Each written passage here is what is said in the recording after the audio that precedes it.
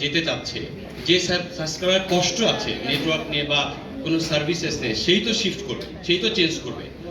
তো যদি সে successfully port out করতে পারে, তাহলে ওই ব্যক্তির সাবস্ক্রাইবার সব থেকে বেশি বেনিফিটেড হচ্ছে। এটা হলো নাম্বার ওয়ান। নাম্বার টু হলো নেক্সট বেনিফিশিয়ারি কে? নেক্সট বেনিফিশিয়ারি হলো এনবিআর।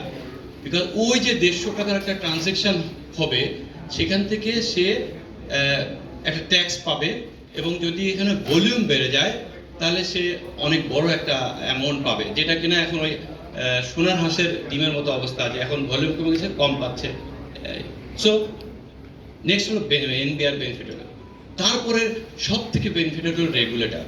বিকজ বাল্ক আকারে যদি মানুষ পোর্ট আউট করে, তখন মোবাইল অপারেটররা সচেতন হবে যে এই পার্টিকুলার সেগমেন্টে আমার নেটওয়ার্ক নিশ্চয়ই খারাপ, আর এই পার্টিকুলার এরিয়াতে নিশ্চয়ই আমার সার্ভিস খারাপ, নাহলে আমার এত লোক কেন চলে যাচ্ছে আমার নেটওয়ার্ক থেকে, তাই না?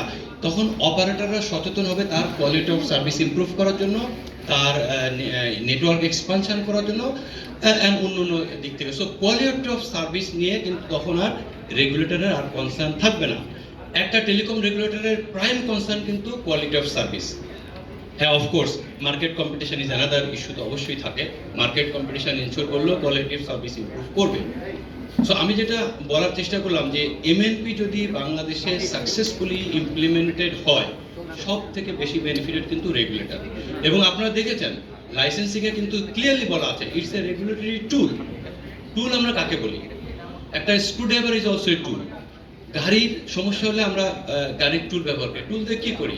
হয় টাইটিং করি, নাহলে লুজ করি, কোনো কিছুকে কমপ্লায়েন্স ইনশিওর করার জন্য। সো এমএনপি বাস্তবায়ন হলে সব থেকে বেশি বেনিফিটেড রেগুলেটেড। আনফর্চুনেটলি বাংলাদেশে বিটিআরসি হয়তোবা অন্য কোনো ওনাদের ফোকাস অন্যদিকে থাকার কারণে এই দিকে ওনারা নজর দিতে পারেন নাই বা দেন নাই।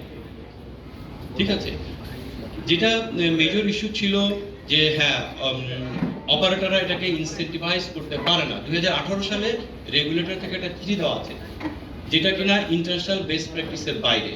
বিকজ এটা কে পপুলারাইজ করবে, কে ইনসেন্টিভাইজ করবে? এটা তো অপারেটরই করবে। অপারেটর বসে থাকবে, সে ওয়েলকাম করবে, আমার নেটওয়ার্কে আসো, আমি তোমাকে এই ইনসেন্টিভ দিচ্ছি, এই প্যাকেজ দিচ্ছি, এইটা ছাড় দিচ্ছি। That is the best practice of world wide. কিন্তু আমাদের রেগুলেটর 18 সালে একটা চিঠি দিয়ে এটাকে বার করে দিয়েছে। কোনো অপারেটর এটাকে প্রমোশন দিতে পারবে না, ইনসেন্টিভাইজ করতে পারবে না।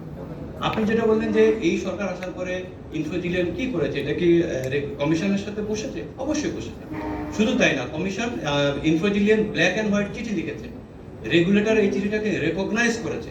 করার পরে রেগুলেটর আবার চিঠি দিয়েছিল এটাকে উইথড্র করার জন্য।